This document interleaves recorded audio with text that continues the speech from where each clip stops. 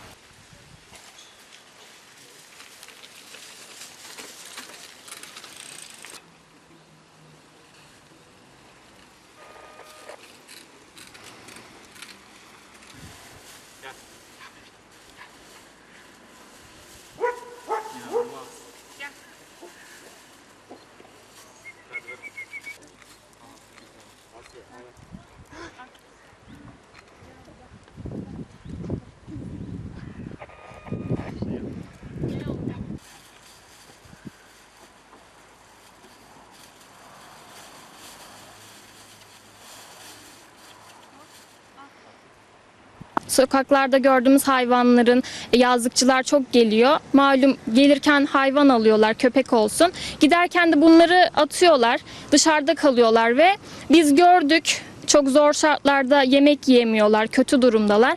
Bu şekilde kendi aramızda bir proje yapmak istedik.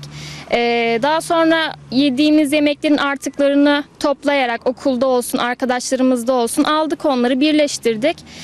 Hayvanlara verdik. Ve projemizi günden güne artırmaya çalıştık. Sağ olsun aileler, bizi görenler destekçi oldu. Bize yemek verdiler. Bu şekilde her gittiğimiz yerde köpek sayısı da çoğaldı. Hayvan sayısı da çoğaldı. Bu şekilde projemizi ilerletmeye çalıştık. Ailelerden de ricam yemeklerimizi, atık yemeklerimizi çöpe atmak yerine onları sokaktaki hayvanlara verebilirler. Bu şekilde onlara yardımcı olabilirler.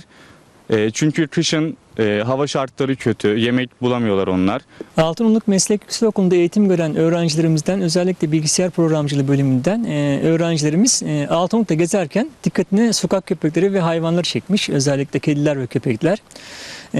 Bunları görünce dayanamamış. Özellikle bayan öğrencilerimiz var. Çok hassastır bu konuda.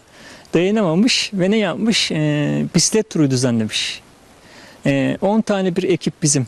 10 ekiple beraber okuldan çıkıyorlar bunlar. Sabah tura başlıyorlar ve sokak köpekleri ve kedileri yerlerini tespit ediyorlar nokta atışı olarak.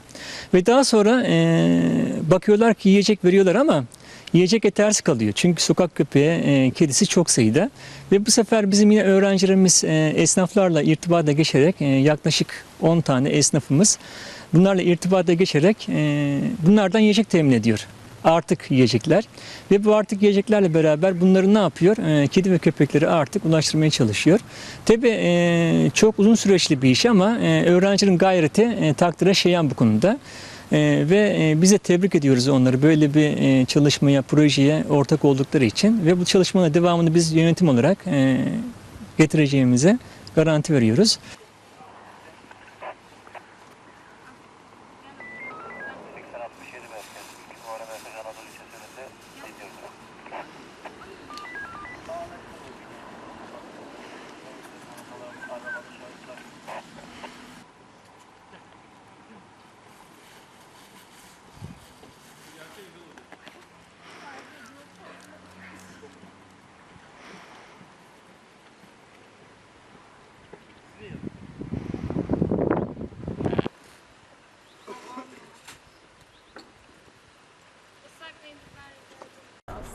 Katılımlar oradan yükseldikçe zaten isimler yazdırdılar. Biz de onların yazdırdığı isimlerden yola çıkarak katılımı çoğalttık.